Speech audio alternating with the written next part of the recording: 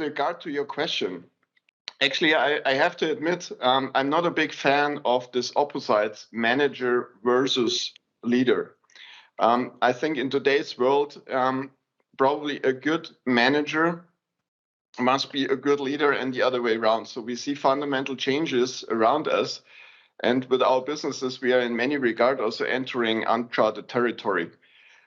So who are we, that we would know it all? It's really about learning it all. So either than working with those opposites, I think we have to look a bit different, in a more differentiated way at it, and look at the fundamental changes that we see around us, what's happening around us. And I think in that regard, we need to challenge the traditional ways of management approaches. And to give you just a few examples, what I'm thinking about, for example, starting with strategy. Many of our managers have learned over years, the classical way of competitive strategy. We know that all, we have learned that it's the size of the company, it's being the number one, number two in the market, or maybe even number three. So that were, let me say, the paradigms that we learned in university and that hold true for many years now in our businesses. Now we see a fundamental shift in that regard. We see new rules of strategy. It's not so much about the supply chain economies of scale, the sheer size. It's about network effects in many regards. So if you move towards, especially in the software world, towards, for example, more platform-based business models, new business models, then it's really about different views on strategy. It's also, and as we see latest Harvard Business research, that also managers or leaders need to spend much more time also with thinking about strategy. There was research that this has to move, in average, leaders take 10% of their time for thinking about strategy. This needs to move up probably up to 40%. On the other hand side, really taking care of operational issues, being more or less into the micro world of what your team is doing, is on the other hand side drastically also reduced. So it's currently many regards, or we see that in average at 60%, and it's probably moving down to 25%, just to give a few numbers. So there are fundamental shifts, a fundamental different thinking about business models, a fundamental different thinking about business relationships, from transactional relationships towards networks. And this, of course, then also requires a different leadership. So is it working if you still, stick to traditional management thinking and traditional leadership thinking? No, probably not. So it has a lot to do with growth mindset, from knowing it all to learning it all. It has a lot to do from telling others what to do to inspiring others, inspiring people you don't know to give you ideas you don't have. So inspiring an ecosystem is a completely different game than telling a team, telling people what to do. And are solving all our problems on our own, or are we shifting focus to the outside of the company, seeking for others? Look at business models or platform-based business models for like Mendix. They have 250,000 developers on the platform, working with them for them, and there's none of those is on a Siemens payroll. So this kind of models require a fundamental different understanding than also of leadership. And why I'm telling you this, I think we need to start with the why, to convince our managers that we need to change and we need to accelerate this change. I think that's also what Robert pointed out with evangelists, telling people, be more agile. But why is it so important to be more agile? And what are then really the leadership traits and the leadership behavior that we need to move more quickly into that direction? So that's the point I would like to make. Not building those opposites, but really we need a different management understanding and a different leadership understanding to, at the end of the day, be more agile. So that's especially in that fast-growing businesses and the fast-growing environment that we are in, and in many regards also uncharted territory that we are moving in.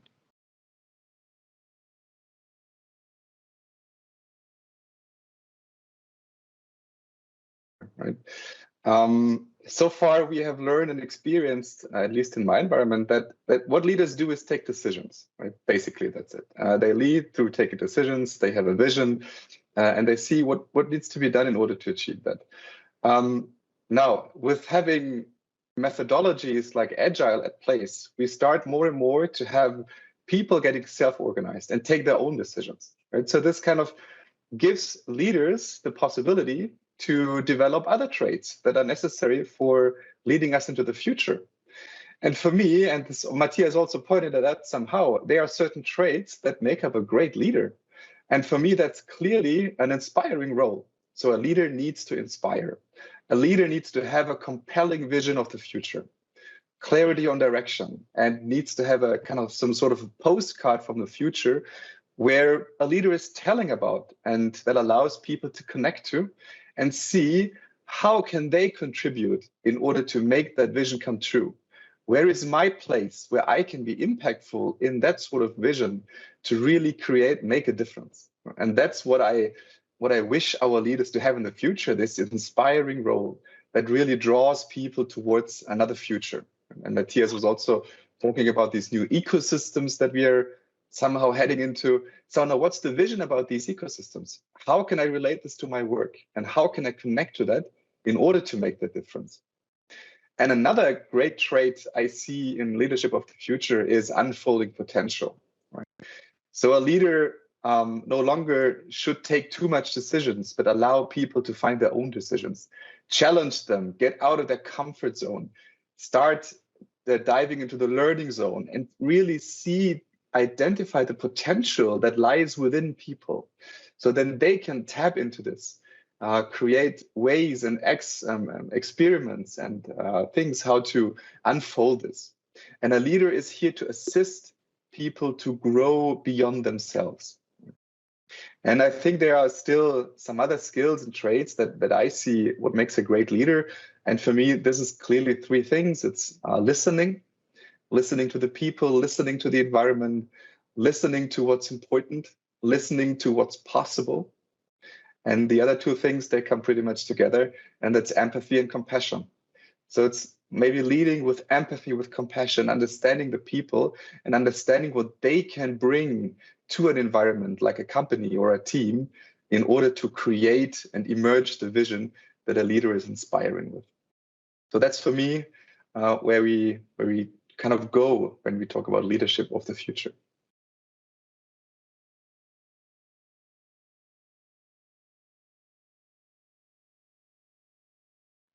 Thanks, James. So, let me share some of our experiences and some of why we started the leadership program in Advanta. One of the biggest reasons was that we realized that most transformations after the Big Bang approach, which we start with every transformation, after some time starts dying down. And that's the primary reason for that is because initially we start doing Agile and we don't, we have to be Agile. Like being Agile and doing Agile is a very, very, very interesting topic to discuss maybe some other day. But that's one of the fundamental reasons that we thought we should start an Agile program so that once the coaches who are always involved in the initial period where we do the coaching, teaching, get them in the classroom, do the initial planning sessions, we do everything. When they start exiting, which they should exit after some time because teams should be self-sustained. At that time, the baton has to be handed over to a set of people. And this is where we thought the leaders, the program managers, the project managers, the scrum masters, the program managers, even the test managers, because we are a software development organization in Siemens, as you know, in Advanta. And we have all these roles. And for each of these, there is a very, very critical element of teaching them, coaching them, and making them start believing that they have to start making decisions differently. In many cases, they need not have to make a decision. Team has to make a decision. How do you let this go? For that, we have a program which goes for 6 to 7 months. It's a very, very engaged program. We teach concepts in the initial phase. Then there are tasks given. Some of these are on the job and then there's a mentor assigned with the program. And with each person, there is a very clear task to be identified by the individual, and in a very, very good, close collaboration with immediate manager of the person, mentor, the three people involved, and our key coaches, they get involved in the entire program. And this is how, and they have been monitored. They have to achieve a business goal before they are declared as done. Like there is a definition of done, accepted the start of the program, and that has been evaluated, signed off by the managers. So we follow that discipline, and that discipline has helped us to get some very, very experienced members in our team. In fact, we were lucky to have during the COVID times, while everybody was wondering how agile implementations and transformations will happen. I think we were lucky. We got this program kicked off at that time. Today we are running the third cohort, and last year we graduated 26 members, and we're very, very proud that those 26 members are moving big ships in our Advanta organization. So I'd be interested, Vinay. I mean, you said 3 cohorts now. When you look at what would you say if you just had to pick one thing? What's the biggest difference between somebody when they go into the program at the beginning and how they come out at the end? Just one difference you would say that it makes to them? So I think the biggest transformation we all have to do while being associated with Agile is everything need not have to be done by us. Everything need not have to be decided by us. And that's our natural way of doing it. That's the DNA we all have lived with for a very, very long time. Letting it go is one big lesson I've seen consistently everybody has learned, and they're doing a good job. It does not mean delegation without any responsibility. You delegate, but you observe, you coach, let people experiment. Our experimentation quotient was very low at the start of the program. Now I would say that we're pretty good, and we are agile in our program also. Okay, all right. Well, this sounds really interesting. And now, Marisha, then it would be interesting to hear from a different perspective from another company. Tell us about what you're doing in this area.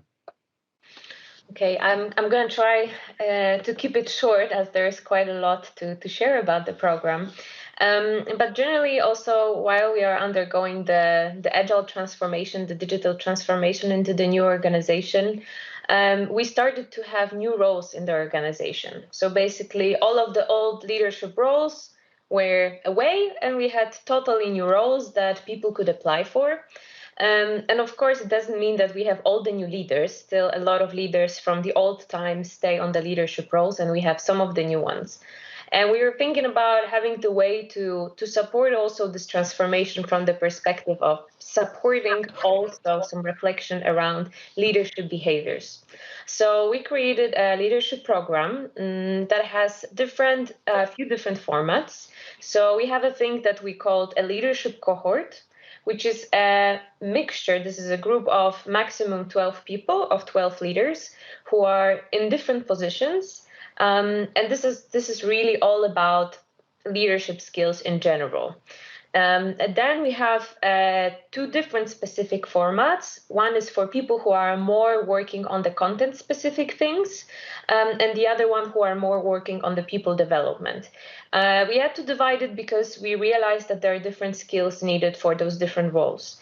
So in this way, we create both the exchanges and the communities of practice for the people who are practicing very similar skills and responsibilities, and also the ones that maybe have a little bit different targets and maybe a little bit different responsibilities. And this is ongoing for, I think, already nine months, and I think we'll be going even farther. We have a very emergent approach. So when we started, we weren't sure about what kind of contents would be the most suitable, how long it will have to last, how often can we actually meet in those groups. So we were quite flexible around how long it's going to last. And we have 2 external companies who are supporting us. So one that it's more focused on really agility, and the other one who is really a team who is focused on organizational development, organizational coaching, and executive coaching. So there are real coaches who are leading this kind of cohorts. So this is what's generally a setup. And of course, as we are a global organization, this is all happening globally.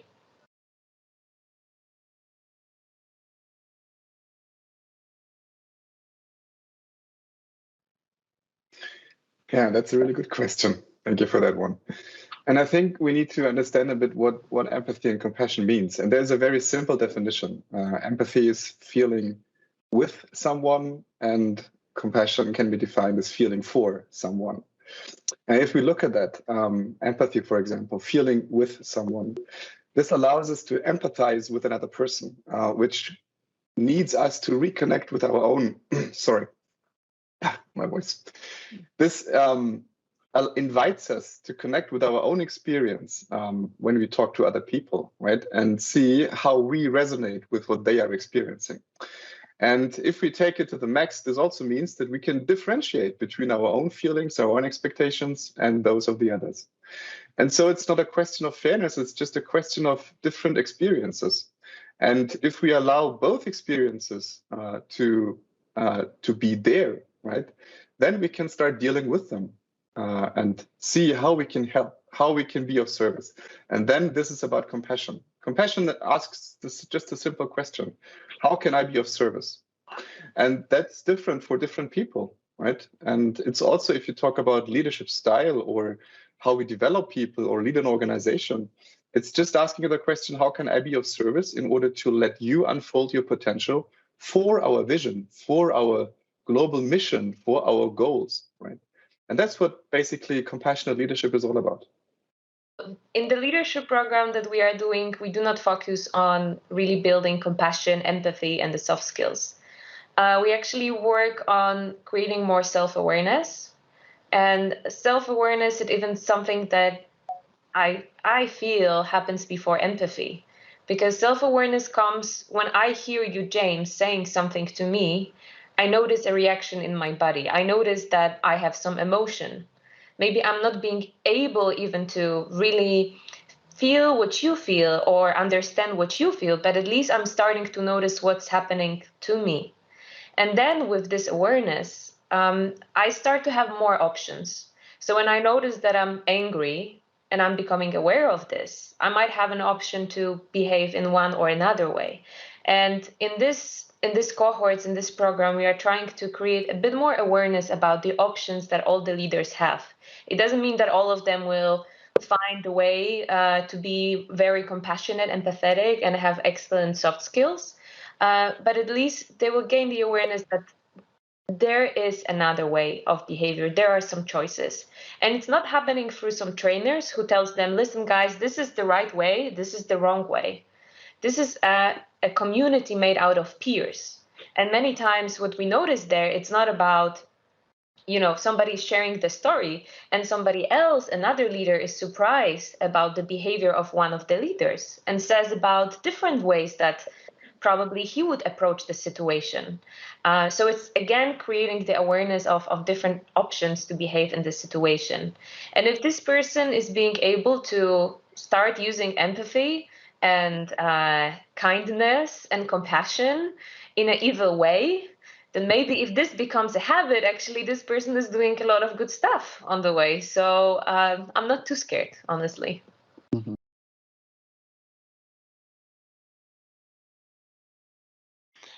So leadership can be trained, and this is an ongoing process. It's not a one-time effort. This is really something, you can get better and better and better, and it all starts with yourself. So it starts with the self-reflection. So this is the starting point, and there is a strong focus also in the programs that we are doing, that you really focus and take the time. And that's something, I think it has to do with learning. Yes, on the other hand side, also in many regards, unlearning behaviors or habits that we have explicitly or implicitly, trained over many years. And to be aware of that is the very first step I think that you need to take. And then, of course, leading others. So if you start with yourself, and then all the things that Marisha was saying, how can you in a certain situation, if you're aware of the situation, what is it? Where I'm in, what are our joint priorities, having an open dialogue with the team, and then really also starting to show in an appropriate and also authentic way. I think the worst thing that can happen is if a leader is coming back from a training and then trying to behave, in a very different way, and the whole team realizes, oh, she or he was on a training. Aha, okay. Now exactly this effect trying to manipulate us. Yet openly sharing, I had this reflection. I took some time for my own development. I think that's also important part of the role modeling. And then, the thing comes across authentic. It's openly, and you can also ask, the team for giving you feedback and also, the things that you maybe detected. That to say, hey, could you on this one thing that you would think would make me a better leader, could you please help me observe and give me feedback from time to time? And I'm really, call it sometimes really surprised that this is obviously so hard to do. And it makes a complete different environment in your team. And this is exactly, also theory about Agile. Yeah, we need to live that.